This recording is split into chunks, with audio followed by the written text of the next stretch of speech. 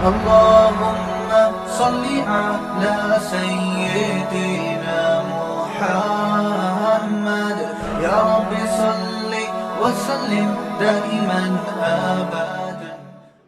الحمد لله رب العالمين والعاقبة للمتقين والصلاة والسلام على أشرف الأنبياء والمرسلين محمد وعلى آله وأصحابه أجمعين وعلى من تبعهم بإحسان إلى يوم الدين. أما بعد، أعوذ بالله من الشيطان الرجيم. بسم الله الرحمن الرحيم.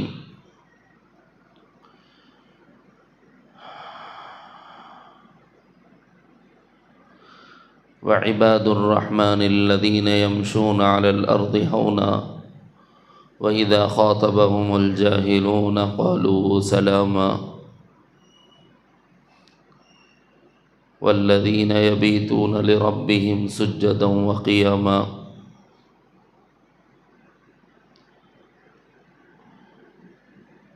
وقال تبارك وتعالى ولا تمش في الأرض مرحا إنك لن تخرق الأرض ولن تبلغ الجبال طولا.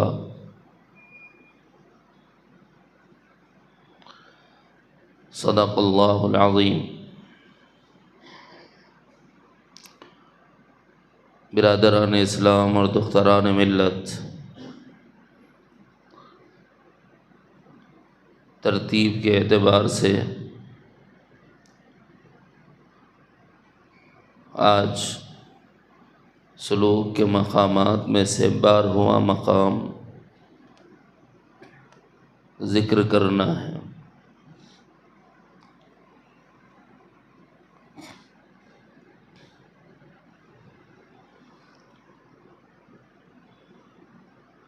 گزشتہ تک جو مضامین ذکر کیے گئے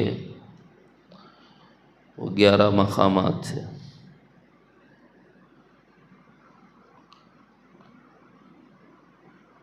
سلوک میں مجاہدات کرا کر بندے سے تخلیہ اور تحلیہ کرایا جاتا ہے.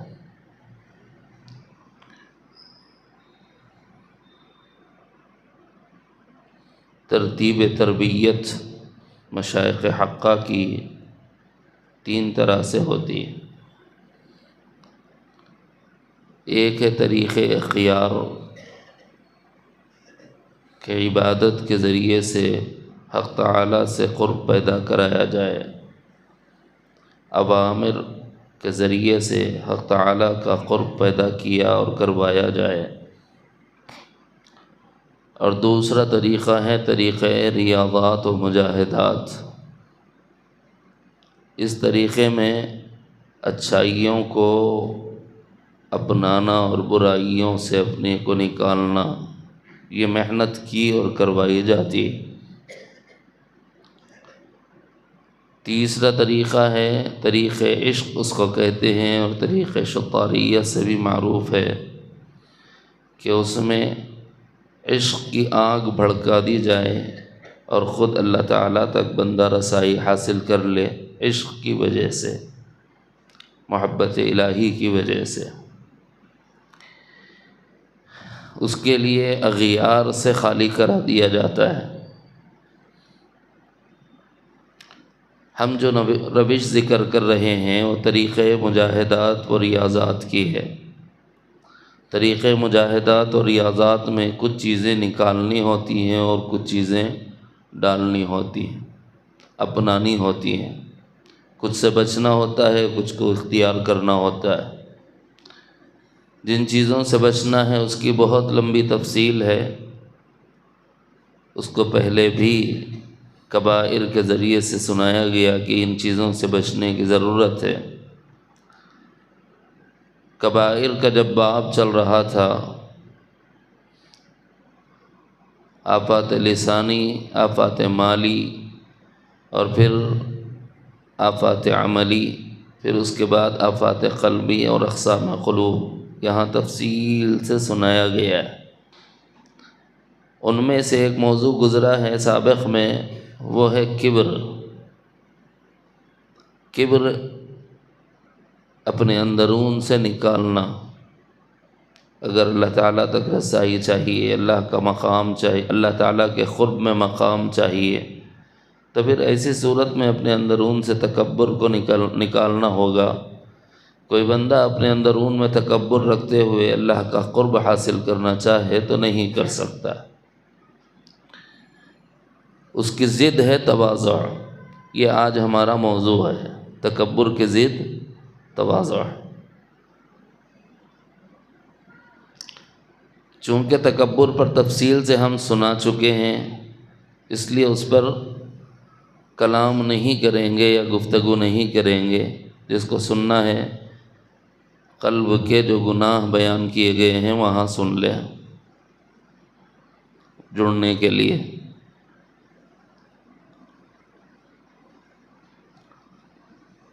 تواضع سے متعلق آیات اور روایات اور حکایات ہمیں کیسی رہبری اور رہنمائی کر رہے ہیں، اس کو سنانا ہے تاکہ ہم اسے اپنا سکیں۔ تکبر تو وہ ہے جس سے بچنا ہے، اور تواضع وہ ہے جس کو اپنانا ہے۔ یہ دونوں ایک دوسرے کی ضد ہیں۔ سب سے اہم ترین جزیہ تکبر کو چھوڑنے کے لیے اگر سناؤں تو امام الانبیاء سیدنا محمد الرسول اللہ صلی اللہ علیہ وسلم، اللہ تعالیٰ نے آپ کو تمام نبیوں پر فضیلت عطا فرمائی۔ آپ کے کلام سے بہتر کلام کسی کا نہیں ہو سکتا۔ جو تمام انبیاء پر آپ کو فضیلت دی، اس میں ایک وجہ فضیلت بیان کرتے ہوئے آقا نے فرمایا، اعطیت جوامع الکلم، میں ایسا کلام دیا گیا ہوں جو جامعیت کا حامل ہے۔ یعنی ایک بات آپ علیہ السلام ارشاد فرما دیں تو صبح قیامت تک آنے والے افراد انسانی کے لیے اس میں رہبری اور رہنمائی کو اللہ نے پوشیدہ کر دیا۔ اس لیے علماء کرام مسائل میں استنباط اور استخراج کرتے ہیں، نیا دین نہیں بناتے۔ سابقہ اقوال رسول سے ہی یا اعمال رسول سے ہی استنباط کرتے ہوئے دور جدید کے مسائل بیان کرتے، اپنے طرف سے کوئی چیز اضافہ نہیں کرتے۔ تکبر سے متعلق جوامع الکلم شخصیت نے جو بات ارشاد فرمائی ہے اس کو ذہن میں رکھ لیں۔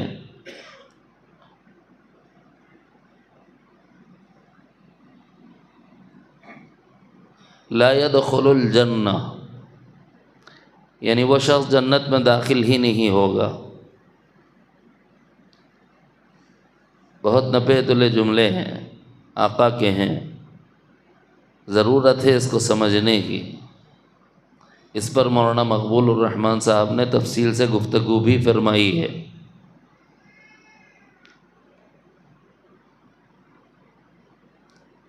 تین مجالس میں اس پر بحث بھی ہے۔ صرف ایک روایت سنا رہا ہوں جوڑنے کے لیے۔ لا يدخل الجنہ من کان فی قلبہ مثقال ذرۃ من کبر۔ ذرہ کس کو بولتے معلوم ہے؟ رائی کے دانے کو جب آپ 4 حصوں میں تقسیم کر دیں، بلکہ 6 حصوں میں تقسیم کر دیں، تو اس کا ایک حصہ جو ہوتا ہے اس کو ذرہ کہا جاتا ہے۔ سب سے پہلے رائی کا دانہ کتنا ہوتا ہے، پھر اس کو 6 حصوں میں بانٹ دیں تو اس کا کتنا حصہ ہوگا۔ کبھی کبھی آپ نے غور کیا ہوگا، میرے والد ماجد رحمۃ اللہ علیہ نے سمجھانے کے لیے ایک مرتبہ مجھے پریکٹیکلی دکھایا تھا اس حدیث کو سمجھانے کے لیے۔ یوں فرمایا کہ ذرے کو سمجھنے کے لیے یوں سمجھ لو، دھوپ آتی نا، جب دروازے بند ہوں، کھڑکیاں بند ہوں اور دھوپ کا موقع ہو، ایسے میں آپ اندر اندھیرا ہو کمرے میں، باہر سے تھوڑا سا کباڑ کو کھول دیں تو دھوپ کی شعاعیں اندر آتی ہیں، دھوپ کی شعاعیں اندر آتی ہیں۔ ان شعاعوں میں غور سے دیکھنے سے ذرات نظر آتے ہیں، دھول اڑ رہی ہے۔ فرمایا ہی الذرہ، یہ ہے وہ ذرہ۔ والد صاحب نے مجھے سمجھایا ذرہ کس کو بولتے بھائی؟ یہ جو اتنا اڑتا ہوا نظر آ رہا نا، اس میں کا ایک چھوٹا سا جزیہ جز، بس اس کو سمجھ لیجیے آپ ذرے سے تعبیر کیا جا رہا ہے۔ لا يدخل الجنہ، وہ آدمی جنت میں داخل نہیں ہوگا مثقال ذرۃ من کبر، جس کے قلب میں ذرے کے برابر کبر ہوگا۔ اور وہ کبر آتا بہت سے راستوں سے ہے، کپڑے کے راستے سے بھی آتا ہے، حسن و جمال کے راستے سے بھی آتا ہے، مال کے راستے سے بھی آتا ہے، عہدہ اور منصب کے راستے سے بھی آتا ہے، علم کے راستے سے بھی آتا ہے، اس کے ذرائع بہت ہیں، لیکن ناپسندیدہ ہے اور اس کو نکالنا ہی مجاہدہ ہے۔ یہی مجاہدہ کرنا ہوگا اگر جنت میں جانا ہو۔ حدیث ہے بھائی، جنت میں جانا ہے کہ نہیں جانا ہے؟ جانا ہے تو تکبر چھوڑ دیجیے۔ عزازیل کو تکبر نے زمین پر دے مارا، ذلت کی پستیوں میں اس کو جھونک دیا، صرف تکبر ہی ہے۔ کیا چلے جاتا تھا، ایک سجدہ کر لیتا تھا۔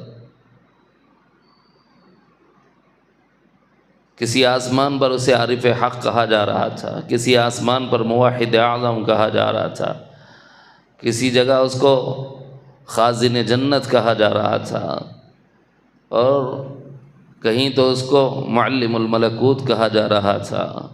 کیا اس کے القابات تھے، اعزازات تھے؟ صرف ایک حکم اللہ تعالیٰ کا نہیں مانا۔ اللہ نے فرمایا اسجدوا لآدم فسجدوا، فرشتے تو گر گئے سجدے میں، الا ابلیس، مگر سجدے میں نہ گرا تو ابلیس نہ گرا۔ کیوں؟ ابا واستکبر، وہ رکا استکبار کی وجہ سے، تکبر کی وجہ سے۔ وکان من الکافرین، اور کافروں میں شمار کر لیا گیا۔ فخرج انک من الرجیم، اللہ تعالیٰ نے اسے کہہ دیا کہ نکل یہاں سے، دھتکارا ہوا، راندے درگاہ کیا ہوا، پھٹکارا ہوا۔ ان علیک لعنتی الی یوم الدین، قیامت تک میری لعنت تجھ پر ہے۔ اور جسے اللہ خود لعنت زدہ کر دے اسے کون کیا کچھ دے سکتا ہے؟ اس لیے عزیزان گرامی، مختصر لفظوں میں یہ سمجھ لیجئے کہ مجاہدات اور ریاضات کے طریقے میں ایک چیز ہوتی ہے اپنے دل میں سے نکالنا، اور تکبر کا جو محل ہے وہ دل ہوتا ہے، اور تواضع کا جو محل ہوتا ہے وہ بھی دل ہوتا ہے۔ یہی مقام بنتا ہے پھر۔ حق تعالی جل جلالہ عم نوالہ نے ایک عجیب تعبیر استعمال فرمائی، وعباد الرحمن۔ سوال ہے، اللہ کے بندوں کے علاوہ بھی کوئی بندے ہیں کیا؟ کسی اور کے کوئی بندے ہیں کیا؟ الہ مع اللہ، کہ اللہ کے علاوہ کوئی اللہ ہے کہ اس کے بندے ہوں؟ قل ہاتوا برہانکم ان کنتم صادقین، اگر تم یہ کہہ رہے ہو کہ اس اللہ کے علاوہ بھی کوئی اللہ ہے تو مطلب یہ ہے کہ تمہیں دعویٰ کر رہے ہو کہ اس کی بھی کوئی مخلوق ہے، اور اگر تم سچے ہو تو دلیل لے آؤ۔ اور کوئی اللہ کے علاوہ خالق نہیں، اللہ اپنی تخلیق میں یکتا ہے، پیدا کرنے میں ان کا کوئی شریک نہیں، ان کا کوئی سہیم نہیں، ان کا کوئی ضد نہیں، ان کا کوئی ند نہیں۔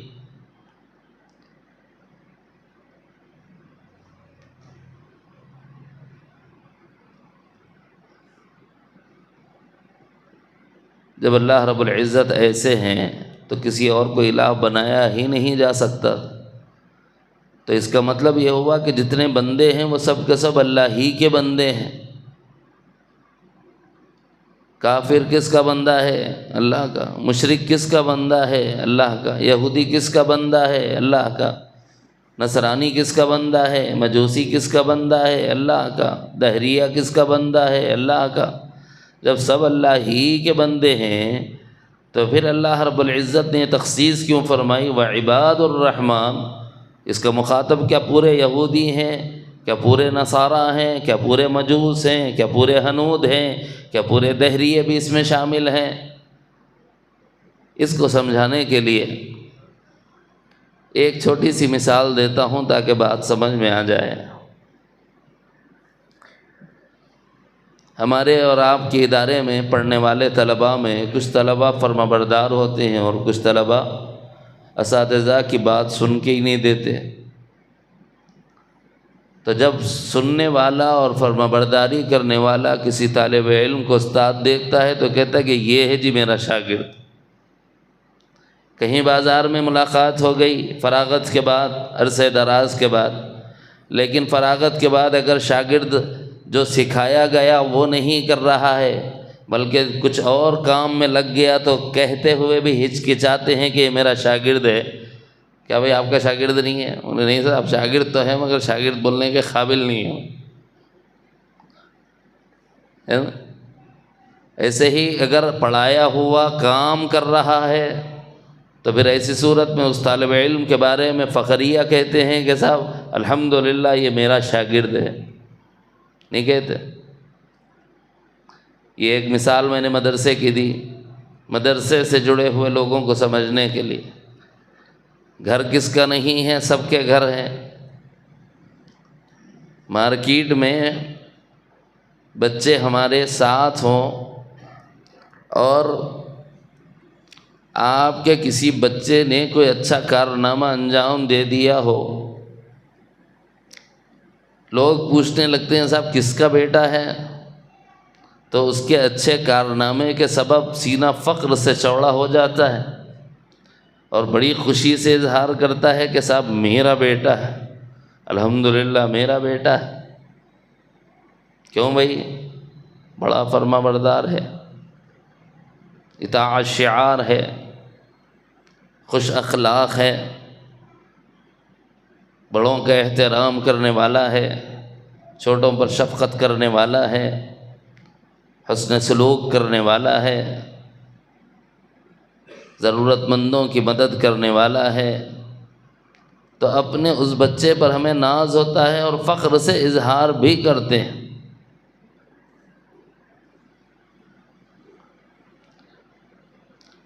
اسی کے ساتھ ایک بچہ اپنا ہوتا ہے لیکن ویسا فرما بردار نہیں رہتا جیسے پہلے والا تھا۔ تھوڑا سا آوارہ مزاج کا دوستوں کی صحبت میں بن گیا، اس کی پاکٹ اڑا دی، اس کی گھڑی چرا لی، اس کا فون اڑا دیا۔ اب یہ اس بچے کے بارے میں لوگ پوچھتے ہیں کہ صاحب کس کا بچہ ہے؟ وہاں رہ کے بھی نہیں بولتے میرا بچہ ہے۔ کیوں بھائی آپ کا نہیں ہے؟ نہیں، ہماری ہی محنتوں کا نتیجہ ہے، مگر بولنے نہیں سکتے کہ ہمارا ہے۔ حیا کا تقاضا ہے۔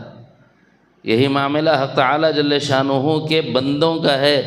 جو بندے شرک کرتے ہیں اللہ ان کو اپنا بندہ کہتے ہوئے بھی حیا فرماتا ہے، اور ان بندوں کو اللہ اپنا بندہ گردانتے ہیں جو تکبر نہیں کرتا، اور ان کے اوصاف ذکر کرتے ہوئے اللہ رب العالمین نے اپنا بندہ ان کو قرار دیا۔ وَعِبَادُ الرَّحْمَنِ الَّذِينَ يَمْشُونَ عَلَى الْأَرْضِ هَوْنًا، رحمان کے جو بندے ہیں، بندے تو سب اسی کے ہیں، مگر اسے حیا آتی ہے کہ شرک کرنے والے کو بھی اپنا بندہ کہے، کفر کرنے والے کو بھی اپنا بندہ کہے، اسلام چھوڑ کے آنے والے کو بھی اپنا بندہ کہے، بے دین بن کر مرنے والے کو بھی اپنا بندہ کہے۔ حیا آتی ہے اسے۔ بندے کون ہوتے ہیں پھر؟ گندوں کو بندے نہیں کہا جاتا، اور تکبر سب سے بڑی گندگی ہے جو شرک تک لے جاتی ہے آگے چل کر۔ اسی لیے اس سے نکالنے کے لیے اللہ تعالیٰ نے اپنے بندوں کے اوصاف جب ذکر فرمائے تو اس میں سب سے پہلی چیز پہلی چیز جو ذکر فرمائی وہ ہے ہونا، علی الارض ہونا۔ وہ متواضعانہ مزاج کے حامل ہوں گے، وہ عاجز ہوں گے، یعنی عاجزی ان کا شیوہ ہوگی، کسر نفسی ان کا حال ہوگا، فنائیت ان کا طرۂ امتیاز ہوگا، مخلوق کے مقابلے میں اپنے کو بڑا نہیں سمجھیں گے، بلکہ جو کچھ اپنے پاس ہے اس کو اللہ تعالیٰ کی عنایت گردانیں گے، اور اپنے پاس اللہ کی جو عنایتیں ہیں اس پر فخر و مباحات نہیں کریں گے۔ علی الارض ہونا، زمین پر چلتے ہیں عاجزی کے ساتھ، کسر نفسی کے ساتھ۔ کچھ لوگ اسی زمین پر چلتے ہیں لیکن ان کے چلنے کا انداز اللہ کو اتنا ناپسند ہے کہ خود اللہ تعالیٰ اعلانیہ فرما دیتے ہیں وَلَا تَمْشِ فِي الْأَرْضِ مَرَحًا، زمین پہ اکڑا کر اپنے آپ کو اترا کر مت چلا کرو۔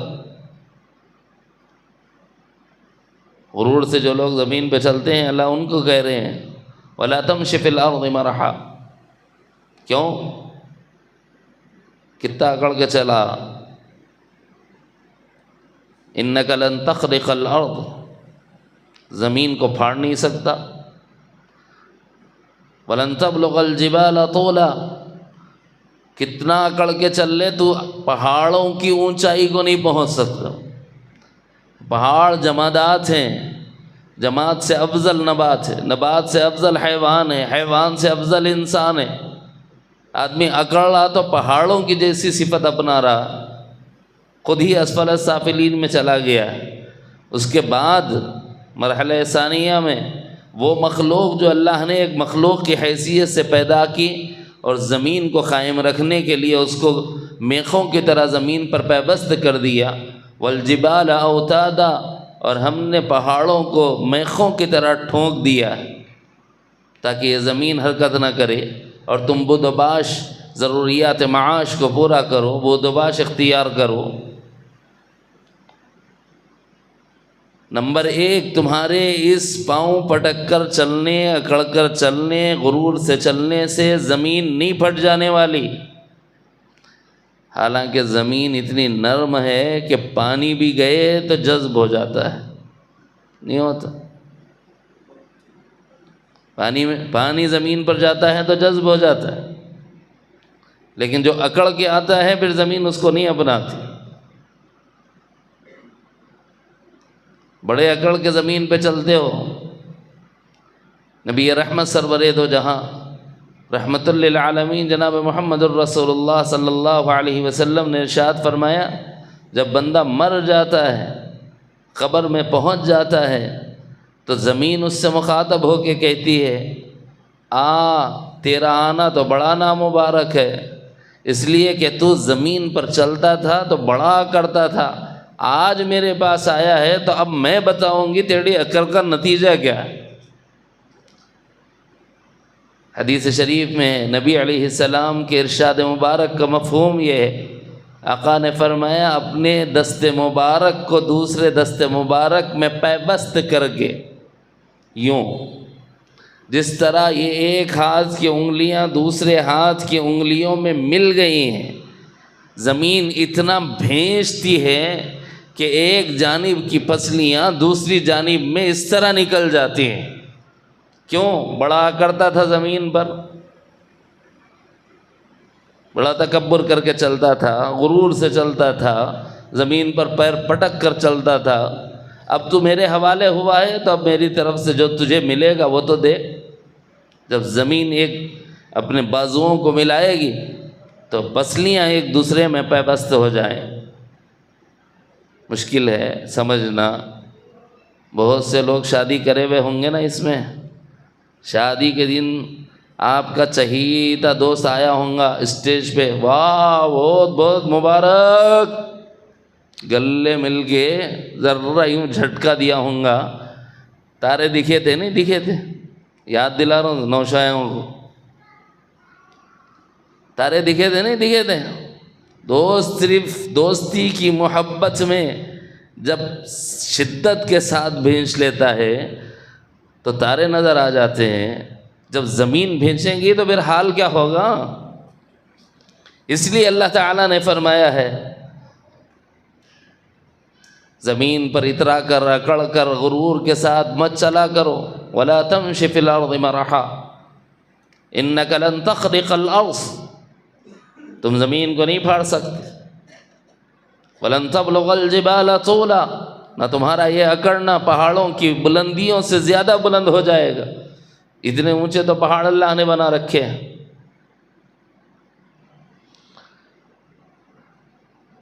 اکڑ کر زمین پر چلنا ناپسند ہے، اور ایسے بندے کو اللہ اپنا بندہ نہیں کہتے۔ وعباد الرحمن، پھر اللہ کے بندے کون ہیں؟ جو زمین پر چلیں تو عاجزی کے ساتھ چلیں، کسر نفسی کے ساتھ چلیں۔ سید دو عالم جناب محمد الرسول اللہ صلی اللہ علیہ وسلم کی سیرت پڑھائی جا رہی تھی، شیعم الحبیب صلی اللہ علیہ وسلم، اس میں آقا علیہ السلام کا زمین پر چلنا ذکر فرمایا ہے۔ ایسے چلتے تھے جیسے کوئی بلندی سے پستی کی طرف جا رہا ہو، اور آپ کا جسد اطہر زمین کی طرف جھکا ہوا ہوتا تھا۔ شمائل میں لکھا ہے، آپ کے عادات میں، آپ کے اطوار میں، آپ کے طور طریق میں، آپ کے چلنا پھرنا کیسا تھا، اس میں لکھا ہے کہ اتنی عاجزی سید دو عالم جناب محمد الرسول اللہ،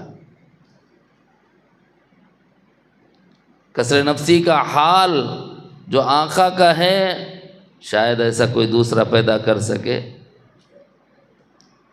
نبی رحمت صلی اللہ علیہ وسلم نے ارشاد فرمایا کہ اگر ایک باندی مجھے اپنے پاس بلاتی ہے اپنے کسی کام کے سلسلے میں تو میں اس کے ساتھ ہو لوں گا یہاں تک کہ وہ مجھے مدینے کی گلیوں میں پھراتی رہے۔ اور یہ عملاً آپ نے کر دکھایا، جب ضرورت مندوں نے آواز دی جناب محمد الرسول اللہ صلی اللہ علیہ وسلم کو، تو آقا علیہ السلام ان کے اشارے پر چلے گئے ان کی مدد کو، اور وہ انتہائی درجے کی غلام تھیں، باندی تھیں، لیکن آقا علیہ السلام نے اپنے مقام اور مرتبے کا کوئی غرور نہیں فرمایا۔ آپ کون ہیں؟ بعد از خدا بزرگ تو یہ قصہ مختصر، اللہ کے بعد کرۂ ارض پر اگر کائنات میں کوئی سب سے مقدس ہستی ہے وہ سید دو عالم جناب محمد الرسول اللہ صلی اللہ علیہ وسلم کی ہے، لیکن آقا علیہ السلام ایک باندی کے کہنے پر، اس کی ضرورت کی تکمیل کرانے کے لیے اس کے کہنے پر اس کے ساتھ ہو جاتے ہیں مددگار بن کر۔ اتنی عاجزی کا پیکر مجسم کائنات ارضی میں نہ کوئی پیدا ہوا، نہ صبح قیامت تک کوئی پیدا ہو سکتا ہے۔ میرے طلباء کو خاص طور پر کہہ رہا ہوں، ہم کل کو فارغ ہو جائیں گے، حافظ عالم کہلائیں گے، مصلی امامت پر کھڑے ہو جائیں گے تو لوگ امام صاحب بھی بولیں گے، تو اس وقت میں ہمیں ایک قسم کا غرور آتا ہے کہ صاحب ہاں ہم بھی امام زمانہ ہیں، لوگ ہمارے پیچھے نماز پڑھ رہے ہیں۔ کوئی اگر غریب آدمی دعوت دے دے، ہاں صاحب میرا لیول الگ ہے، میں تو بڑا امام ہوں، چھوٹے موٹے لوگوں کے دعوتاں قبول نہیں کرتا، یہ کبھی پیدا ہونے مت دینا۔ ایک معمولی باندی کے کہنے پر آقا علیہ السلام اس کے ساتھ ہو لیے تاکہ اس کی مدد کی جا سکے، اس کی ضرورت پوری کی جا سکے۔ کبھی ایسا ہوتا ہے آدمی دعوت دینے میں اسٹیٹس دیکھتا ہے، معیار دیکھتا ہے۔ ہم اپنے گھرانے کے افراد کی فہرست بناتے ہیں، ددیالی رشتہ دار، ننیالی رشتہ دار، سسرالی رشتہ دار، 3 لسٹیں بنتی ہیں۔ یہ پہلی لسٹ ہوتی ہے، کیا بولتے؟ کون بھی نہیں چھٹنا دیکھو، ٹھیک ہے صاحب، لسٹ بن گئے۔ بعد میں ذرا بیگم ایک نظر ڈال لیو کون چھٹا کیا دیکھو، میں تو سب کو بلانا چاہ رہا ہوں۔ بیگم بولتے ہیں ہی وہ پتلی آپا، ہے نا کو لوگ کیا بولیں گے، انہوں ہمارے رشتہ دار بولے تو ہماری عزت جاتی ہے. کس کے نام پتلی ہے تو برا نہ کو مانو، میں سمجھانے کے لیے عرض کر رہا ہوں. خواتین بھی ہیں تو ذرا معذرت کر لینا پڑتا ہے. ارے وہ آپا، وہ خالہ، وہ خالو، وہ ماموں، ان کو ہمارے گھر میں ہماری دعوت میں نہیں ہمارے اسٹیٹس کے نہیں ہیں. اپن لوگ ان کو دعوت دیے تو ہمارا معیار گر جائے گا. انہوں بھی تمہارے رشتہ دار ہیں کیا؟ وہ دعوت دیتے خود چھٹائی ہو جاتی کہ نہیں؟ 1000 آدمی جا کو سیدھے 600 ہو جاتے ہیں. کئی کو بھائی تو 150 ددیال سے کٹ جاتے، 150 ننیال سے کٹ جاتے، 100 سسرال سے کٹ جاتے. کئی کو وہ تو انہوں اپنے گھر میں نہیں بلائے تھے، ہم نہیں بلاتے. عجیب انداز ہمارا ہے. مجھے یہ بتاؤ کہ یہ اعلیٰ اور افضل، ان سے ہم ایک دوسرے میں کمپیئر کرنے لگ گئے، کب سے ہو گئے؟ میرے نبی نے تو یہ طریقہ نہیں دیا تھا. جناب محمد الرسول اللہ صلی اللہ علیہ وسلم نے فرمایا کسی عربی کو عجمی پر کوئی فضیلت حاصل نہیں، اور کسی عجمی کو عربی پر کوئی فضیلت حاصل نہیں. کسی گورے کو کالے پر کوئی فضیلت حاصل نہیں ہے، کسی کالے کو کسی گورے پر کوئی فضیلت حاصل نہیں ہے، الا بالتقوی. ہاں اگر کوئی تقوی والا ہے تو جس کا تقوی زیادہ ہے وہ اللہ کا زیادہ محبوب اور پسندیدہ ہے، اور مصطفیٰ کی نگاہ میں پسندیدہ ہے. تقوی والا ہونا ہے، افضل تقوی والا ہونا ہے، گورا یا کالا ہونا نہیں، مالدار ہونا، غریب ہونا نہیں. لیکن ہم نے معیار بنایا کہ نہیں بنایا؟ کسے دعوت میں بلائیں، کسی کی دعوت میں کس کو دعوت میں نہ بلائیں، یہ فیصلہ ہم کرتے ہیں. اور کس کی دعوت میں جائیں اور کس کی دعوت میں نہ جائیں، یہ فیصلہ ہم کرتے ہیں. حالانکہ یہ تو ہمارے نبی نے نہیں سکھایا. سیدنا محمد الرسول اللہ صلی اللہ علیہ وسلم کی روایات میں ہے کہ آقا علیہ السلام نے فرمایا کہ اگر کوئی مجھے بکری کی ایک ٹانگ پر دعوت دے دے تو میں اس پر بھی چلا جاؤں. یعنی کسر نفسی کا حال یہ ہے. ارے بھائی انہیں کیا کھلا سکتا آپ کو؟ انہیں کیا دعوت دے سکتا؟ آپ آئے تو بکرا نہیں کاٹتا انہیں، بکرا نہیں کاٹے تو میں نہیں آتا ہوں. بعض نام نہاد اس وقت بہت سے پیراں آپ کو مل جائیں گے. وہ تو ہمارے پیر دادا پیر حضرت صوفی صاحب رحمۃ اللہ علیہ کا فیضان ہے، ان کی برکت ہے کہ اللہ تعالیٰ نے اس سلسلے کو محفوظ رکھا. آپ دالچا بھی کھلائے تو آ جاتے آپ کے پاس.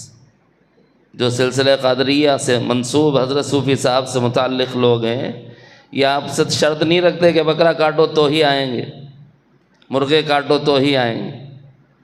بڑے عجیب و غریب قسم کے خامخواہ لوگ اپنے آپ کو بتاتے پھرتے ہیں. لیکن بعض اوقات عورتیں بھی ہوشیار رہتے ہیں، ایسے لوگوں کا پردہ بھی فاش کر دیتے ہیں. خالص علمی بات تھوڑا سا بور کر دے گی تو تھوڑی ظرافت سنا دوں. ایک ایسے ہی بزرگ تھے جنہوں نے اپنا مشہور کر رکھا تھا کہ صاحب ہم غیب جانتے ہیں. کیوں؟ حضرت صوفی صاحب نے فرمایا غیب دانی کو سمجھتے ہیں ولایت سب عوام. غیب جان لیے تو یہ اصل ولایت ہے سمجھتے. حالانکہ غیب کلی کا علم اللہ کے پاس، اس کے علاوہ کوئی دعویٰ نہیں کر سکتا کہ میں غیب کا جاننے والا ہوں. ان اللہ عنده علم الساعة وينزل الغيث ويعلم ما في الارحام وما تدري نفس ماذا تكسب غدا وما تدري نفس بأي ارض تموت ان اللہ علیم خبیر. علم غیب خاصہ الہی ہے، اس میں کوئی اس کا شریک و سہیم نہیں ہے. کسے باشد.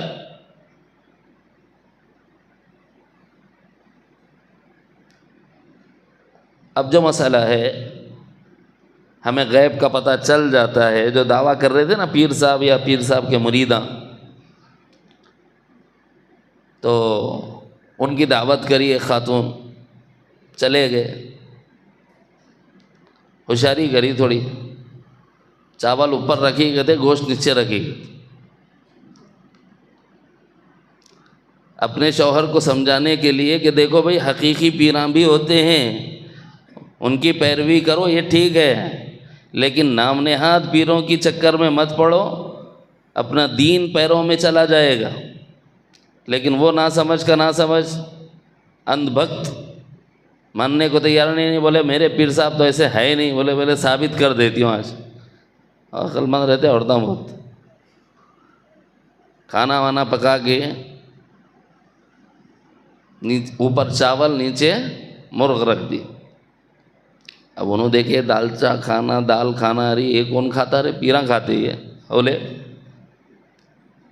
حضرت آپ کو تو سب دکھتا. بولے ہاں میرے کو سب دکھتا. ذرا اچھا دیکھو. انہیں سب دیکھ لیا، ہٹاؤ یہاں سے، یہ میرے قابل دستر نہیں ہے. ٹھیک ہے اچھا دیکھ لو اور ایک بار. نہیں بولے میں سب دیکھ لیا، ہٹاؤ یہاں سے.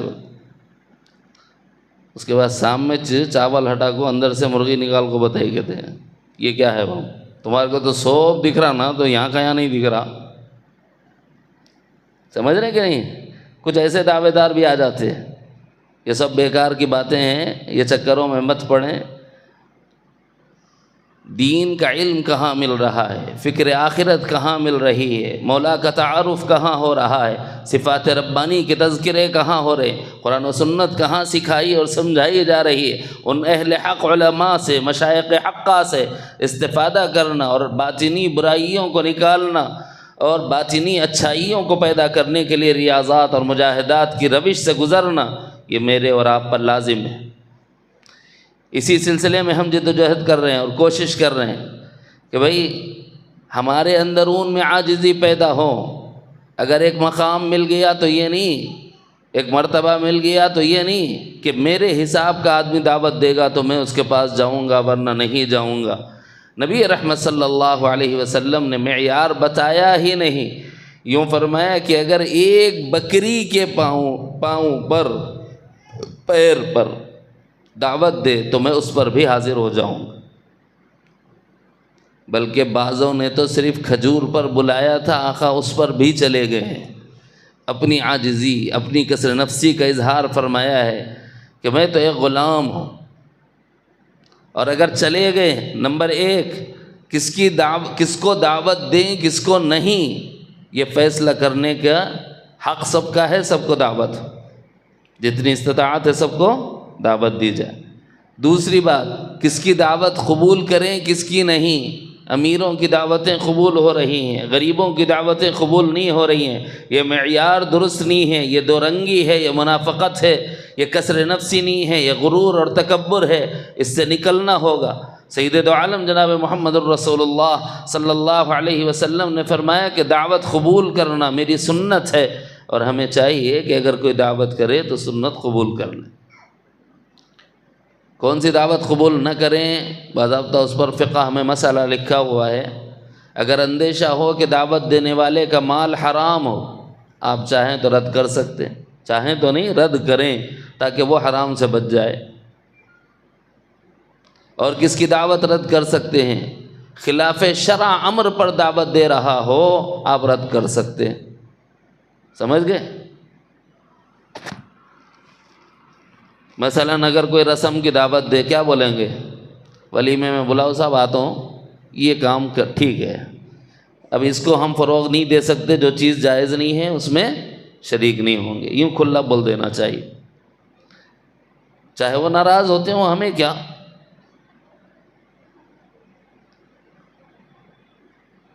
اس بات کا خوب اہتمام کریں کہاں دعوت قبول کرنا ہے کہاں نہیں. حلال جگہ قبول کر سکتے ہیں. مسنون دعوت اگر ہے، مثلا ولیمے کی دعوت ہے، عقیقے کی دعوت ہے، کوئی اپنی خوشی کے اظہار کے لیے گھر بنا لیا ہے، چند لوگوں کو بلا لے رہا ہے رشتہ داروں میں تاکہ دعا کر لے سب مل کر اس کے لیے برکت کی، تو ایسی دعوت جو مباح ہے، یا سنت تو نہیں بولتے، مباح ہے، اس میں جا سکتے ہیں بشرطے کہ اس کی روزی حلال. آج کل تو دعوتیں بڑے عجیب و غریب بھی ہو رہے ہیں. مجھے ایک دعوت آئی تھی، مجھے معاف کریں، مجھے عجیب عجیب دعوتیں آتی ہیں. میں نے پوچھا بھائی کس چیز کی دعوت ہے؟ بولے بول نہیں سکتا مگر دعوت ہے، آ جاؤ. میں جب تک یہ نہ معلوم ہو کہ دعوت کے میں نہیں آؤں گا.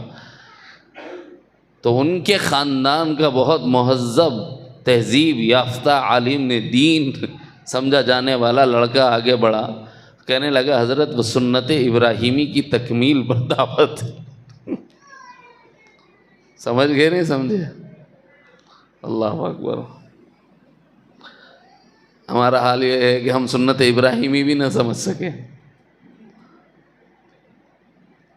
موٹے لفظوں میں بولوں تو اس کو ختنہ کے پھول بولتے ہیں. یہ کوئی مسنون دعوت ہے؟ بچی بڑی ہو گئی تو دعوت، یہ کوئی مسنون دعوت ہے؟ ارے یہ تو چھپانے کی چیز ہے، بتانے کی چیز نہیں ہوتی. اب تو پردہ ہو گیا اس کا. ڈنڈورا نہیں پیٹا جاتا، باجا نہیں بجایا جاتا، لوگوں میں نہیں بتایا جاتا. عورتوں کے درمیان گفت و شنید کرتے ہوئے کہہ دیں کہ وہ قابل ہو گئی ہے شادی کے، تو اس سے نکاح کے پیغام آنے میں سہولت ہوتی ہے، یہ الگ چیز ہے. لیکن مردوں میں اس کا تذکرہ اور اس کی دعوت یہ مناسب نہیں. اب اس کو جائز تو نہیں کہا جا سکتا. بات کہیں اور جائے گی. دعوت قبول کرنا تو ٹھیک ہے، لیکن اگر کوئی غرور کی وجہ سے کسی کی دعوت قبول نہیں کر رہا ہے تو پھر اس کے پاس تکبر اس راستے سے آ رہا، کیونکہ یہ اپنے کو مقام میں بلند سمجھ رہا ہے. اور اللہ کے محبوب بندے وہ ہوتے ہیں جو اپنے اندرون میں تکبر نہیں رکھتے، بلکہ ہر آدمی کی دعوت پر اس کے پاس پہنچ جاتے. بڑا عجیب نظام. یہ ہمارے اکابر بیٹھے ہوئے ہیں، انہوں نے دیکھا حضرت صوفی صاحب رحمۃ اللہ علیہ بڑے بڑے مالدار بلاتے تھے کہ حضرت ہمارے گھر تشریف لائیے، تو حضرت فرماتے کہ نہیں صاحب مجھے فلاں کے پاس جانا ہے. بولے حضرت کھانا تو ہمارے پاس کھا لیجئے. بولے میرا کھانا وہیں طے ہے، مشورے میں طے ہو گیا، میرا کھانا وہیں ہے. اب جب وہاں پہنچے تو اس بندے کے پاس کچھ بھی نہیں ہے. دہی تو بھی لے لوں گا ذرا حضرت کو کھلانے، بولے تو سیدھا چل خاموش گھر کو، ادھر ادھر دیکھنا نہیں. دہی تک خریدنے نہیں دیے. اور جب گھر پہنچے، حضرت آپ اتنی دور سے آئے، کیا تو بھی لے لیا تو کھلاتا تھا. بولے وہ چھیکے پہ روٹی ہے نا، نکال. وہ روٹی چوری، رات کا سالن تھا کڑی، فرمایا کہ نکال اس کو، اور اسے ہی کھا کر کہا کہ الحمدللہ میں سیر ہو گئی. دعوت میں امیر اور غریب نہیں دیکھا جاتا صاحب، حق دیکھا جاتا ہے. میرا رشتہ دار ہے، اس کا مجھ پر کیا حق ہے. خوشیوں میں شریک ہوں گے تو حالات سے باخبر ہوں گے. اور آپ کی زکوٰۃ کے مستحق کون ہیں؟ سب سے پہلے جو جتنا قریبی رشتہ دار ہے وہ اتنا حقدار ہے. جب وہ اس کے پاس جائیں گے نہیں تو اس کے حالات آپ کو معلوم کیسے ہوں گے؟ ایک دوسرے کے ساتھ تعلقات ہوں، خوشی اور غم میں شرکت ہو، حالات سے واقفیت ہو، تاکہ آپ کی زکوٰۃ بھی ادا ہو، مستحق تک پہنچے، حقدار تک پہنچے. ورنہ قیامت میں پوچھے گا کہ میں حقدار تھا، مجھے چھوڑ کر پورے شہر کو بانٹتا رہا لیکن مجھے نہیں دیا. قیامت میں جواب دینا پڑے گا، رشتہ داری کا کیا حق نبھایا ہے. ہمارے لیول کا نہیں ہے بول کے بھائی سے تعلق توڑ لیا، یہ تکبر ہے، عاجزی نہیں. اللہ نے آپ کو نواز دیا. ان اللہ یقبض ویبسط، جس کو چاہتے ہیں اللہ روزیوں میں کشادگی دے دیتے ہیں، اور جس کے لیے چاہتے ہیں نبات اللہ رزق عطا فرما دیتے ہیں. اس کا مطلب یہ نہیں ہے کہ آپ تعلقات توڑ دیں، بلکہ جو اللہ کی دی ہوئی نعمتیں ہیں اس کو اللہ کے بندوں میں تقسیم کر کے ان کے ساتھ رہ کر اپنے عاجزی کا اظہار کریں کہ یہ تو میرے پاس میرے اللہ کا دیا ہوا ہے، ورنہ میرے پاس کہاں کا مال ہوتا. میں بھی اسی باپ کا بیٹا ہوں اور اسی ماں کا بیٹا ہوں جس کا یہ میرا بھائی جس باپ کا بیٹا ہے، جس ماں کا بیٹا ہے، اللہ نے اس کو مال کے اعتبار سے ضرورت کے بقدر دیا اور مجھے زیادہ دے دیا، تو یہ میرا کمال تھوڑا ہی ہے، خدا کی عطا ہے.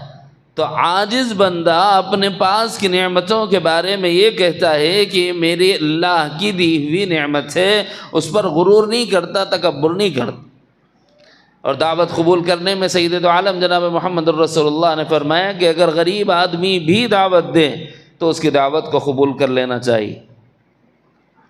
اور مجھے کوئی غلام بھی بلائے گا تو میں اس کی دعوت پر جاؤں گا، یہ نبی علیہ السلام نے ارشاد فرمایا. پھر آپ کون ہیں؟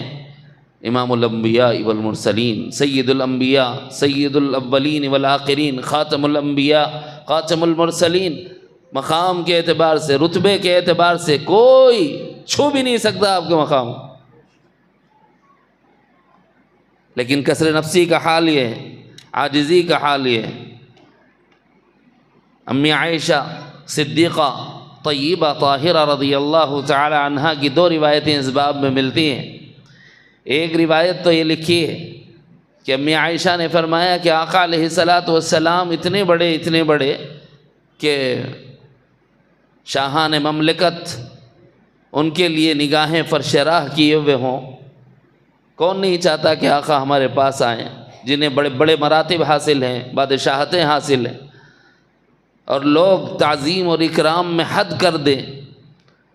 نبی رحمت صلی اللہ علیہ وسلم کا ادب کتنا تھا، احترام کتنا تھا صحابہ میں، کسی کی نگاہ نہیں اٹھتی تھی کہ آقا علیہ السلام کی طرف دیکھ ہی لیں۔ ادب کی وجہ سے، تعظیم و اکرام کی وجہ سے، احترام کی وجہ سے اتنے بڑے۔ امی عائشہ فرماتی ہیں کہ آقا علیہ السلام گھر میں ہوتے تو ہمارے ساتھ ہمارے گھر کے کام کاج میں ہماری مدد فرماتے۔ آج کے شوہر کو بول لو، ہاں رہنا ہے جانا ہے، اماں گھر کو بھیج دیتا ہوں، پہلا لفظ یہی ہوتا ہے۔ کیا بولتے ہیں؟ رہنا جانا، اماں گھر کو بھیج دیتے ہوں، بولتے نہیں بولتے؟ ارے بھائی پہلا سوال یہ ہے، اتنا بتا دے تو آقا سے کب تک بڑھ گیا؟ میں ہوں یا آپ ہوں، اگر گھر کے کام کاج میں کچھ مدد کر رہے ہوں تو ہم آقا سے بڑے تھوڑے ہو گئے ہیں۔ جب نبی امام الانبیاء ہو کر گھر والوں کے کام کاج میں مدد کر سکتے ہیں تو ہم کیوں نہیں کر سکتے؟ وہ ان کا تواضع تھا میدان عمل میں، یعنی وہ صرف بولتے نہیں تھے، پریکٹیکلی کر کے بتاتے تھے۔ امی عائشہ فرماتی ہیں کہ آقا ہمارے ساتھ ہوتے اور گھر کے کام کاج میں ہماری مدد فرماتے۔ اگر اذان ہوتی تو آپ نماز کے لیے گھر سے تشریف لے جاتے تھے، اور جب گھر آنا ہوتا گھر والوں کے ساتھ مل کر بیٹھتے، کھانا چاہتے تو کھانے میں آپ کا انداز کیسا تھا؟ آدمی اپنی سہولت کے مطابق کھاتا ہے، کوئی کرسی ٹیبل پر بیٹھ جاتا ہے، نہیں صاحب نیچے نہیں بیٹھا جا رہا، ٹھیک ہے وہ معذور ہے مجبور ہے، لیکن بخدا بہت سے ایسے آپ کو ملیں گے جو شوقیہ ٹیبل پر بیٹھتے ہیں۔ جو کرسی پر نماز پڑھے وہ معذور اور مجبور ہیں تو نماز ہو جائے گی، لیکن صرف کوئی اکڑ کر کرسی پہ بیٹھ کر نماز پڑھے، مجھے بتاؤ اس کی نماز ہوگی؟ جو صرف اس لیے کہ میں بڑا چیئرمین ہوں، مجھے کرسی چاہیے، بس اتنا سوچ کر وہ بیٹھ کر نماز پڑھے کرسی پر، ہو جائے گی؟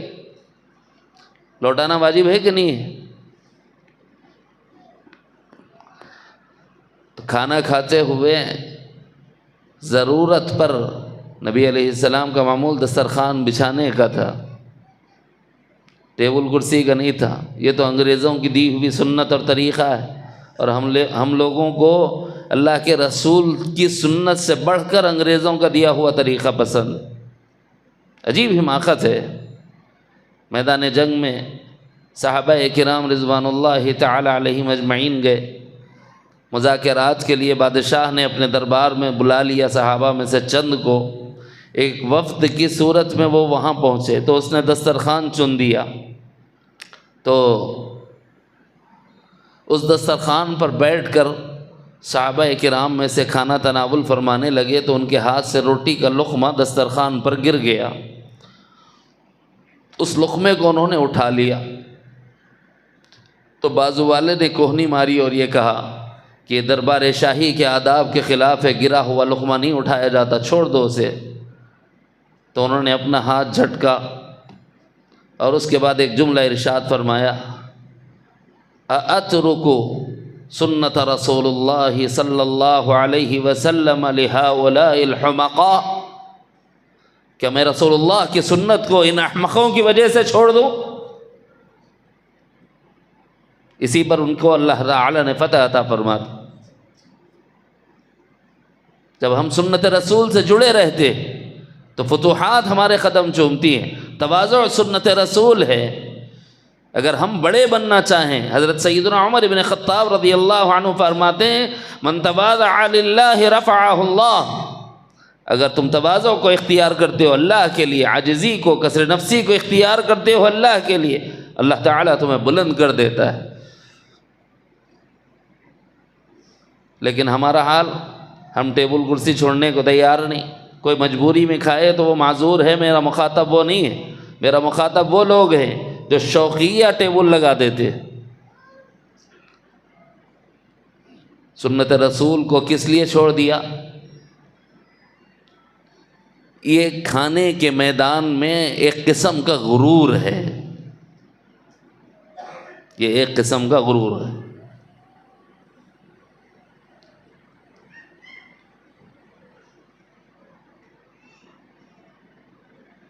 حضرت امی عائشہ صدیقہ رضی اللہ عنہا ارشاد فرماتی ہیں کہ نبی علیہ السلام جب گھر میں کھانا تناول فرماتے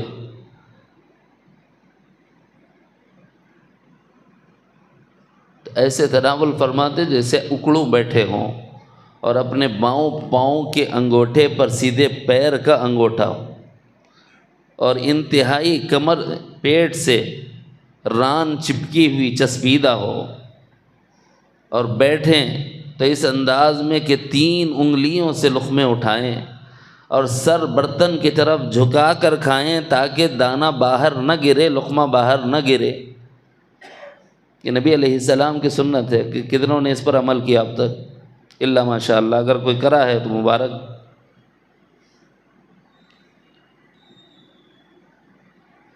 جب آقا سے پوچھا گیا تو فرمایا کہ ٹیک لے کر نہ کھایا کرو، اس سے کھانا تمہارے پیٹ میں کم جاتا ہے، شیطان کے پیٹ میں زیادہ جاتا ہے. آج ہماری بے برکتیوں کی جو وجہ ہے اس میں سے ایک وجہ یہ ہے کہ ہم سب کے سب ٹیبل چیئر پر ٹیکا لے کر کھانے کے عادی ہو گئے ہیں، اور پھر بول رہے موسیٰ ایسا تعویذ جو بولے برکت آ جانا. خدا کی قسم صبح قیامت تک نہیں آئے گی جب تک دسترخوان پر نہیں آؤ گی. جاؤ لکھ لو. رسول اللہ کی سنت چھوڑ کر ہم سمجھ رہے ہیں برکتیں حاصل ہو جائیں، تو اس سے برکت نہیں آئے گی، چاہے وہ کس سے بھی تعویذ لے لو، خطب زمان ہو. برکتیں تو مصطفیٰ کے طریقے میں ہیں. نبی علیہ السلام سے پوچھا گیا یا رسول اللہ تھوڑا سا کھل کے بیٹھ جائیں. آقا نے فرمایا کہ میرے خدا کے سامنے اس بے ادبی کے ساتھ بیٹھتے ہوئے حیا آتی ہے، اور غلام کو سزاوار نہیں کہ اپنے آقا کے سامنے بے ادب بیٹھے. اللہ رب العزت اس رزق کو عطا کرنے والے ہیں.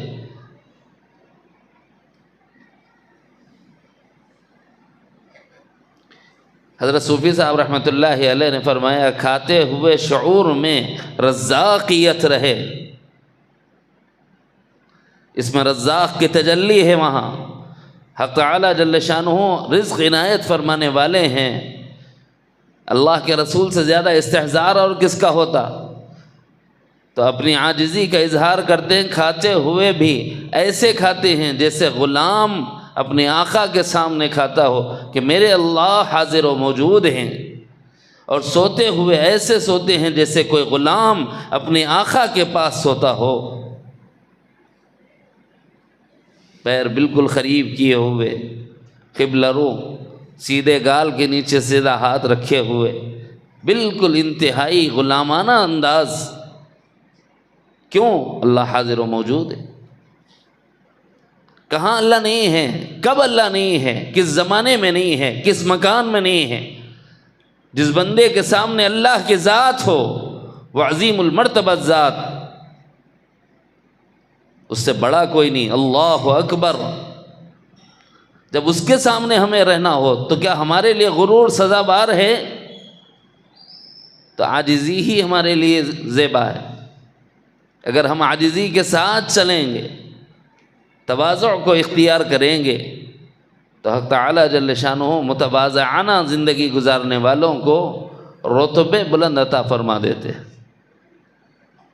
عزتیں عطا فرمائی جاتی ہیں ان کو جو عاجزی اختیار کرنے والے ہیں. انہیں عزتیں نہیں ملا کرتی جو استکبار کا شکار ہو جائیں، جو غرور میں مبتلا ہو جائیں.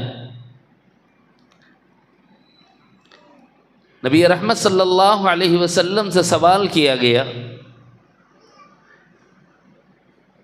بالعموم کپڑے کے راستے سے غرور اور تکبر آتا ہے، بالعموم چپل کے راستے سے غرور اور تکبر آتا ہے. اس زمانے میں سوٹ بوٹ مشہور ہے نا، یہ دو جملے شاید اسی سے لیے گئے ہیں۔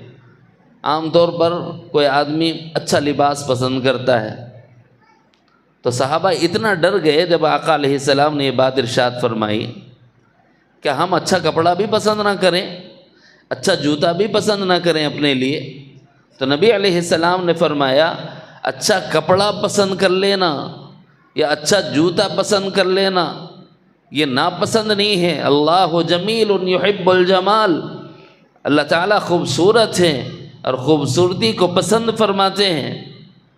اس کا یہ مطلب نہیں کہ آپ خوبصورت چیزوں کو ناپسند کر دو، اس کا مطلب یہ ہے کہ اگر یہ خوبصورت چیزیں تمہیں حاصل ہو جائیں تو دوسروں سے کمپیئر کر کے متکبر نہ بن جاؤ۔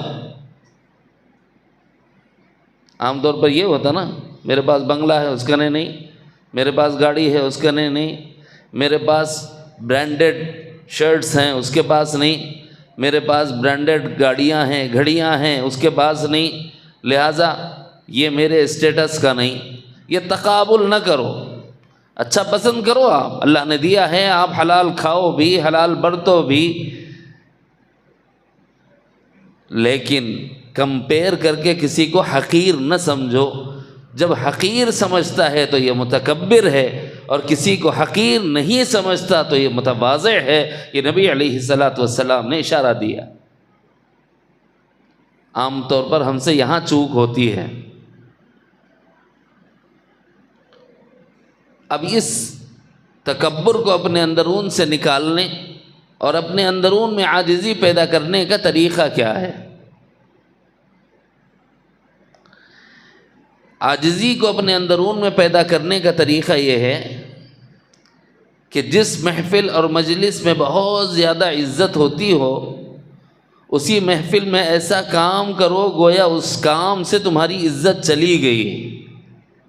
اپنے سے مت کرو، بڑوں سے پوچھ کے کر لیا کرو۔ حضرت تھانوی نے لکھا ہے اگر کوئی اپنے سے کر رہا تو وہ بھی نفس کی خواہش ہی ہے۔ مجاہدہ کوئی کر رہا اور اپنے سے کر رہا تو وہ بھی خواہش نفس ہی ہے۔ اگر پوچھ کے کر رہا ہے تو اس میں خیر اور برکت۔ بعض بزرگوں نے تدبیر یہ بتائی کہ بھائی دیکھو ہمارے اندرون میں غرور اور تکبر آیا، اس کو نکال کر عاجزی پیدا کرنے کا طریقہ کیا ہے؟ تو فرمایا کہ مصلیوں کی جوتیاں سیدھی کر دیا کرو۔ ہر آنے والا دیکھے گا ارے انہیں تو ہمارے چپلاں سیدھے کرتا، ٹھیک ہمارے نفس کا علاج ہو جائے۔ چار مصلیاں بولتے اس کیسا بھی، اس سے ہمارے نفس کا ٹھیک علاج ہو جاتا۔ ایک بزرگ کے پاس مرید آئے، کہنے لگے کہ حضرت میرے اندرون میں کبر پیدا ہو گیا، کیسے اس کو نکالوں؟ اور اپنے زمانے کے صاحب کشف و کرامت بزرگ تھے، وہ بھی مرید بھی۔ تو فرمایا ایسا کرو، اپنے گلے میں ایک اخروٹ کا ٹوکرا لگا لو، بازار میں چلتے رہو، بچوں سے کہو کہ جو مجھے ایک چپت مارے گا میں اس کو ایک اخروٹ دوں گا۔ پھر تو اب لینے کے دینے ہو گئے، ہر بچہ چپت لگا رہا، اخروٹ لے کے جا رہا۔ اتنے چپت پڑے کہ دماغ پورا ٹھیک ہو گیا۔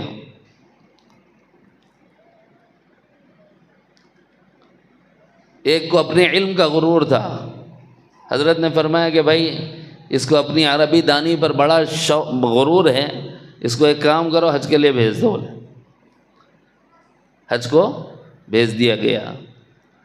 اب وہاں جو دھکے پڑے ہیں، عربی جاننے والا، میں عربوں سے بات کر سکتا ہوں، عربی زبان میں بڑی مجھے مہارت حاصل ہے، ملکہ حاصل ہے، تو کم سے کم 10 لوگوں نے دھکا مارا اور 10 لوگوں نے الگ انداز میں اس سے کہا، اور اتنے جملے کہے صرف ہٹو بولنے کے لیے کہ انہیں سر پکڑ کے بیٹھ گیا کہ اتنے جملے خالی ہٹو بولنے کے واسطے ہے کیا؟ خالی ہٹو بولنے کے واسطے عربی میں اتنے جملے ہیں۔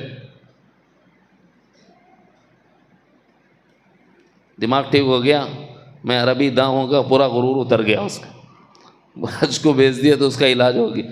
بعض اخروٹ کے ذریعے سے علاج کر رہے ہیں، بعض جوتیاں سیدھی کروا رہے ہیں، بعض جو ہے حج کے لیے بھیج دے رہے ہیں۔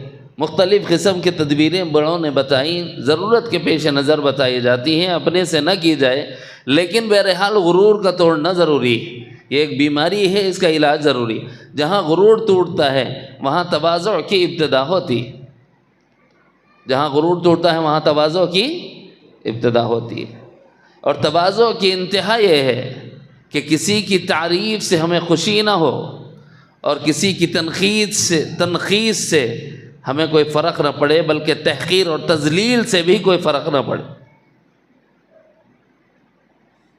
اس کی کیفیت پھر کیا ہوتی ہے؟ وَلَا يَخَافُونَ لَوْمَةَ لَائِمٍ، پھر یہ ملامت کرنے والوں کی ملامت کی پرواہ نہیں کرتا، کیونکہ وہ عزت و ذلت کا مالک اللہ کو سمجھتا ہے۔ لوگوں کے ذلیل کرنے سے میں ذلیل ہونے والا نہیں، لوگوں کے عزت دینے سے مجھے عزت ملنے والی نہیں۔ اپنی نسبت عزت کی اللہ کی طرف کر دی، ذلت کی اللہ کی طرف کر دی، تقدیر کے ساتھ اس کو جوڑ دیا، قادر مطلق حق تعالیٰ کو جان لیا، تو اب اس کا شعور درست ہو گیا۔ یہ تواضع کی انتہا ہے، کسی کی عزت دینے سے مغرور نہ ہو جائے، خوش نہ ہو جائے، اور کسی کے ذلیل کرنے سے پریشان نہ ہو۔ جب یہ کیفیت مزاج میں آ جائے، سمجھو کہ تواضع کا ایک مقام ہمیں حاصل ہو گیا۔ اس پر بہت لمبی بحث ہے، آیات بھی ہیں، روایات بھی ہیں، حکایات بھی ہیں، اپنے کو عاجز سمجھنے کی عجیب و غریب حضرات صحابہ کے اقوال بھی ہیں۔ اپنی عاجزی کا اظہار کرتے ہوئے سیدنا ابو بکر صدیق رضی اللہ عنہ نے یہاں تک ارشاد فرمایا، کاش کسی مومن کے جسم کا کوئی بال ہوتا، میری حیثیت اس سے زیادہ نہیں، کون خلیفۃ المسلمین ہیں، خلیفہ رسول ہیں، انبیاء کے بعد سب سے مقدس اور محترم ہیں، بعد الانبیاء بالتحقیق سیدنا ابو بکر صدیق رضی اللہ عنہ، انبیاء کے بعد سب سے افضل، لیکن عاجزی کا حال کیا ہے، کسر نفسی کا حال کیا ہے؟ کاش کہ میں ایک مومن کا جسم کا کوئی بال ہوتا۔ متواضعانہ زندگی ہمیں کامیاب کرے گی، اس کے دنیاوی فائدے بھی ہیں، اخروی فائدے بھی ہیں۔ دنیا میں لوگ آپ کی عزت کریں گے، آپ متواضع ہو جائیں۔ عام طور پر ہم لوگ چاہتے ہیں کہ لوگ ہماری عزت کریں۔ عزت کرنے کے لیے دو طرح ہیں، دو راستے ہیں۔ دیکھو، ایک آدمی انسپیکٹر ہے، جا رہا ہے، دوسرا آدمی حوالدار ہے، ٹھہرا ہوا ہے۔ اس کی تو ڈیوٹی ہے، انسپیکٹر گزرا تو سلام صاحب بول کے ہاتھ اٹھانا، سلوٹ مارنا، کرتا کہ نہیں کرتا؟ لیکن بدماش اتنا رہتا، سلوٹ تو مارتا، جاتے بولتا کبھی اس کا ٹرانسفر ہوا تو اچھا ہے، کہیں کہ وہ تو کم بختہ جو ہے جینے نہیں دے رہا۔ بعض ایسے رہتے ہیں سخت مزاج، تو سخت مزاجی کی وجہ سے سلام تو کیا، تو کیا آپ اس کو عزت سمجھیں؟ بعض لوگوں کو آپ دیکھیں گے کہ لوگ ان کی تعظیم اور اکرام کرتے ہیں صرف اس لیے کہ اس کے فتنے سے ہم بچ جائیں۔ وَأُكْرِمَ الرَّجُلُ مَخَافَةَ شَرِّهِ، جب ایسا زمانہ آئے کہ لوگوں کا اکرام ان کے شر سے بچنے کے لیے کیا جائے، تو پھر بلاؤں کا انتظار کرو، آزمائشوں کا انتظار کرو، زمینوں کے پھٹنے کا انتظار کرو، سرخ آندھیوں کے چلنے کا انتظار کرو، قیامت کا انتظار کرو، زمین میں زلزلوں کا انتظار کرو۔ اتنی بڑی وعید سنا رہا ہوں، حدیث سے سنا رہا ہوں۔ اذا فعلت امتی 15 خصلة حل بها البلاء، اس حدیث میں جو 15 باتیں بیان ہوئی اس میں ایک یہ ہے وَأُكْرِمَ الرَّجُلُ مَخَافَةَ شَرِّهِ، اگر کوئی ہم سے صرف ہماری تعظیم اس لیے کر رہا ہے کہ ہمارے شر سے ڈرتا ہے، تو سمجھ لو کہ بلاؤں اور آفتوں کو کوئی نہیں روک سکتا، اب عذاب الہی کو کوئی نہیں روک سکتا، بس اس کا انتظار کرنے کی ضرورت ہے۔ ایسے ہو گئے کہ نہیں ہو گئے؟ ایک یہ ہے کہ ہم ایسے آدمی کو دیکھ کر بھی سلام صاحب بولتے ہیں، یہ تعظیم نہیں ہے، دل سے تکریم نہیں ہے۔ ہم ایسے نہ بنیں، بلکہ ایسے بنیں کہ لوگ نہ چاہیں تو بھی آپ کی عزت پر مجبور ہو جائیں۔ نہیں چاہتے انہوں آپ کی عزت کرنا، آپ کے پیچھے بہت بولتے آپ کو، لیکن اللہ رب العزت نے آپ کو اخلاق ایسے دیے ہیں کہ اپنے اخلاق کے مظاہرے کی وجہ سے وہ نہ چاہتے ہوئے بھی آپ کی تعظیم پر مجبور ہو جائیں۔ وہ ہے اچھے اخلاق۔ عاجزی کیسے آئے گی؟ اچھے اخلاق کے ذریعے سے۔ اور یہ اچھے اخلاق کیا کریں گے؟ آپ کو ایسا رتبہ دیں گے، بظاہر آپ تو عاجزی کا اظہار کر رہے ہیں لیکن بباطن اللہ رب العزت اس میں سے آپ کی بلندی کے سامان پیدا کر رہے ہیں۔ اسی لیے صوفیہ نے فرمایا کہ عاجزی کو تکبر توڑ کر اختیار کرنا ضروریات میں سے ہے سلوک، اور جب تک بندے کے قلب میں عاجزی نہیں ہوگی، ذرے کے برابر بھی تکبر ہوگا، وہ اللہ رب العزت کا قرب کیسے پا سکتا ہے؟ دو بڑے ایک جگہ نہیں ہو سکتے، دو تلواریں ایک میان میں نہیں ہو سکتی۔ ایک اصول ہے جو کہا جاتا ہے، مثلا کبریائی اللہ کے لیے سزاوار ہے، الکبریاء ردائی، اللہ نے فرمایا کبریائی میری چادر ہے، فمن نازعنی، جو میری چادر کو مجھ سے چھیننا چاہے گا گویا وہ مجھ سے جھگڑ رہا ہے، اور جو اللہ سے جھگڑے گا اس معاملے میں وہ کامیاب ہو سکتا ہے۔ تکبر اللہ ہی کے لیے زیبا ہے، کبریائی بڑائی اللہ ہی کے لیے سزاوار ہے، وہ ان کی چادر ہے، اس میں ہم ڈاکہ نہیں ڈال سکتے، اس لیے اللہ نے پسند ہی نہیں فرمایا، فرمایا ذرے کے برابر بھی ہوگا، نبی نے فرمایا کہ ذرے کے برابر بھی کبر ہوگا تو جہنم میں بھیج دیا جائے گا، جنت میں داخل نہیں ہو سکے گا، کیونکہ وہ اللہ سے جھگڑ رہا ہے۔ تو اب اللہ تعالیٰ کہہ رہے ہیں کہ میں بڑا، اور میں کہہ رہا ہوں کہ میں بڑا، تو لڑائی ہوگی کہ نہیں ہوگی؟ اور یہ ہماری لڑائی کس کے ساتھ ہو رہی ہے؟ ڈائریکٹ اللہ تعالیٰ کے ساتھ۔ جب ہم بندوں کے درمیان عاجزی کو اختیار کریں گے تو ہمارے سجدے حقیقی عاجزی کے سجدے ہوں گے، پھر اللہ کی ہم کبریائی کو سمجھ سکیں گے، ورنہ ہمارے سجدے صرف سجدے ہیں، اس میں عظمت نہیں ہے، اس میں تعظیم نہیں ہے، اس میں اللہ کی کبریائی کا استحضار نہیں ہے، اس میں اپنے عاجز بندے ہونے کا استحضار نہیں ہے، اسی وجہ سے ہمارے سجدے بے رونق ہو گئے، بے نور ہو گئے۔ اگر عظمتوں کے استحضار کے ساتھ کہ مولا کبریائی آپ کو سزاوار ہے، عاجزی میرے لیے زیبا ہے، اور جب بندہ عاجزی کو اختیار کرتا ہے تو اس کے نتیجے میں حق تعالیٰ جل شانہ دنیا میں بھی عزتیں عطا فرما دیتے ہیں اور آخرت میں بھی اس کو سرخروئی اور سربلندی عطا فرما دی جاتی ہے۔ مختصر لفظ یاد رکھیں، ایک مقام ہے تواضع، اور مقام محنت کے بغیر حاصل نہیں ہوتا، اس کے لیے ہمیں جنگ کرنی ہے اپنے نفس سے۔ وہ یہ کہ جس راستے سے کبر پیدا ہو رہا ہے اسی راستے کے خلاف کام کر کے اپنے اندرون میں عاجزی کو پیدا کرے۔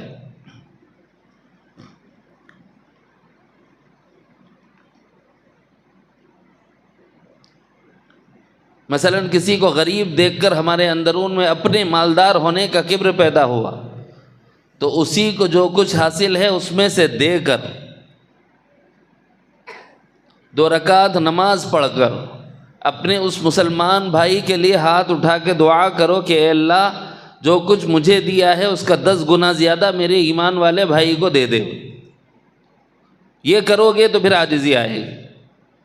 پہلے آپ دو اس مال کو جو مال آپ کے لیے غرور کا سبب بنا ہے، توڑو اپنے غرور کو، اس میں سے نکال کر اس کو دے دو۔ دوسرا کام، اللہ کے سامنے ہاتھ پھیلا کر دعا کرو، اے اللہ جتنا مجھے دیا ہے اس سے 10 گنا زیادہ میرے ایمان والے بھائی کو دے دو۔ اس سے اپنا جو غرور تھا نا وہ ختم ہو جاتا ہے۔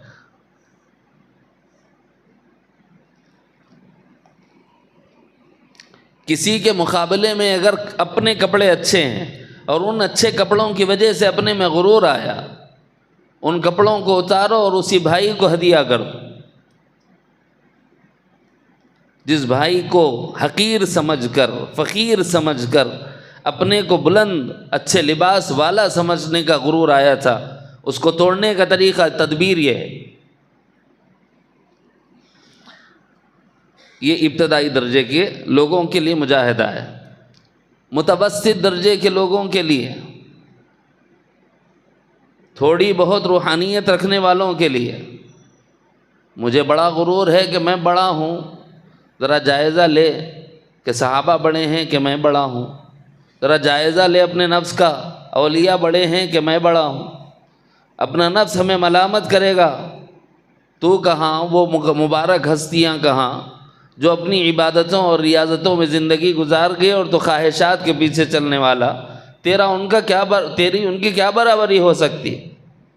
یہ متوسط درجے کے لوگوں کے لیے اعمال میں بڑے ہوئے لوگوں کو دیکھنا تاکہ اپنی بے حیثیتی ہم پر کھل جائے۔ نمبر 3، جو اس سے آگے کے درجے کے لوگ ہیں ان کے لیے کیا مجاہدہ ہے؟ ان کے لیے مراقبہ ہے اور مجاہدہ ہے۔ مراقبہ یہ ہے، آنکھ بند کرو، سر کے بال سے لے کے پیر کے ناخن تک غور کرو کہ میرے پاس جو کچھ ہے وہ کس کا ہے۔ سر کے بال سے لے کے پیر کے ناخن تک کس کا ہے؟ سب اللہ کا۔ میرے کے پاس کیا ہے؟ حضرت فرماتے ہیں میرا خیال ہے، میرا خالی میرا جو بولتا نا بندہ، سر کے بال سے پیر کے ناخن تک کیا میرا ہے؟ کچھ بھی میرا نہیں، سب ان کا ہے۔ تو میں کیا ٹھہرا؟ فقیر اللہ۔ اپنے کو عاجز کرے گا کہ نہیں کرے گا؟ حیات میری نہیں، علم میرا نہیں، ارادہ میرا نہیں، قدرت میری نہیں، سماعت میری نہیں، بصارت میری نہیں، کلام میرا نہیں، سر کا بال میرا نہیں، پیشانی میری نہیں، جی یہ چہرہ میرا نہیں، اور یہ میرے رخسار میرے نہیں، میری گردن میری نہیں، یہ تو میری میں بول لے رہا ہوں، یہ اللہ کی دی ہوئی ہے، میرے پاس ہے ہی کچھ بھی نہیں۔ جب یہ تصور دھیان کرے گا کہ یہ سب اللہ کی ہے تو اپنی بے حیثیتی اس پر کھلے گی، اور جب اللہ کی ہے سوچے گا تو اللہ کی عنایتیں اس پر کھلے گی، تو اپنے اندرون میں عاجزی اور انکساری پیدا ہوگی، اور اللہ تعالیٰ کی عظمت اور محبت پیدا ہوگی، اور اللہ کی عظمت پیدا ہو گئی تو یہی مطلوب ہے کہ اللہ کی کبریائی کے آگے سرنگوں ہو جا، تعظیم میں اس کے آگے جھک جا۔ یہ استحضار اور شعور جب تھوڑے دن کرتے ہیں، میرے پاس کیا ہے، جو کچھ ہے کس کا ہے، اتنا پریکٹس کرتے چلے جاؤ تو اندازہ ہو جائے گا کہ صاحب ہمارے پاس ہمارا کچھ بھی نہیں ہے، جو کچھ ہے اللہ کا ہے۔ تو دھیرے دھیرے اگر ہمارے اندرون میں تکبر پیدا بھی ہو رہا ہے، میں کیا جی، میں تو فقیر اللہ، فقیر کو غرور زیبا ہے کیا؟ میں اور آپ کیا ہیں؟ یا ایھا الناس انتم الفقراء الی اللہ، تم سب اللہ کے فقیر ہو۔ اس طرح اپنے اندرون میں تواضع اور عاجزی کو پیدا کرنے کی سعی اور کوشش کی جاتی ہے۔ اللہ تعالی ہمیں عمل کی توفیق عطا فرمائے۔ کلمات استغفار اس نیت